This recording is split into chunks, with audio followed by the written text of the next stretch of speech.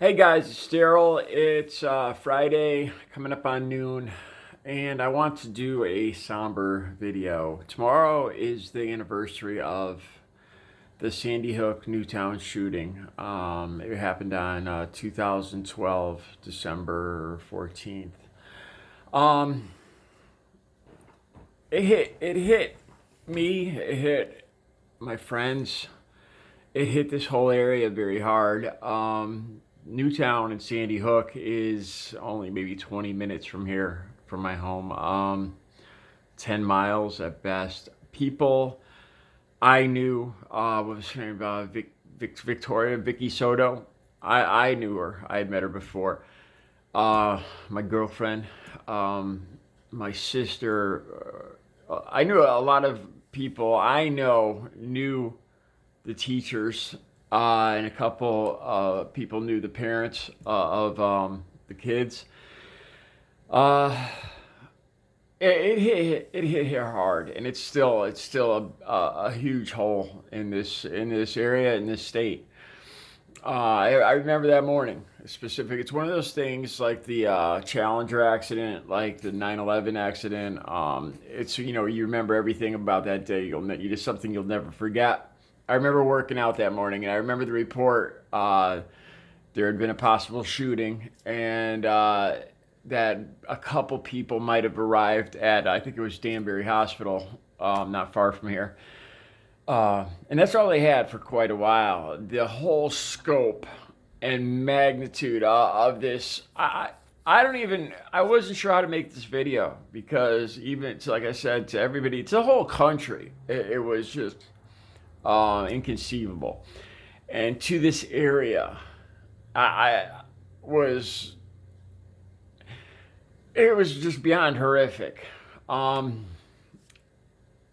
Yesterday, I was at my local library taking out books, and there was a whole class of youngsters there. I think they're about 4 years old. They were all dressed in their snowsuits, their little snow hats and everything, and they were all standing inside the library in the big main area lobby. There was about maybe 4 or 5 parents or teachers. And I walked into this, and they were the most adorable. I don't have kids, but these were the most adorable. Those little faces, just looking around in wonder. And then they had them sing Rudolph the Red-Nosed Reindeer, and I sang along with them. I just happened to come across this thing walking by, but it was the most heartwarming, wonderful thing. Seeing these little innocent faces singing this carol was, like I said, I don't have kids, and I loved it. It was just, you could be having the worst day in the world, and just coming in and catching this, it could change your whole day. The innocence. One of them fell over and hit the one next to him, and they fell over like dominoes. They were all puffy and filled up from their snowsuits and everything. It was just adorable. Then I remembered this. I remembered what happened, and it just took the wind right out of me.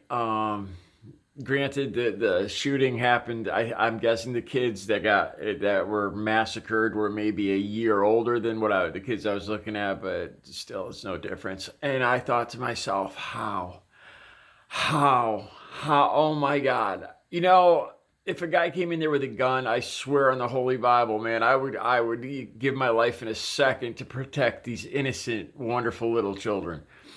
How any human being could do this?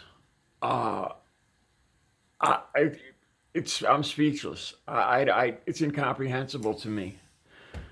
How I just don't, this person couldn't have been human. I don't care what kind of mental handicap or mental problems you have.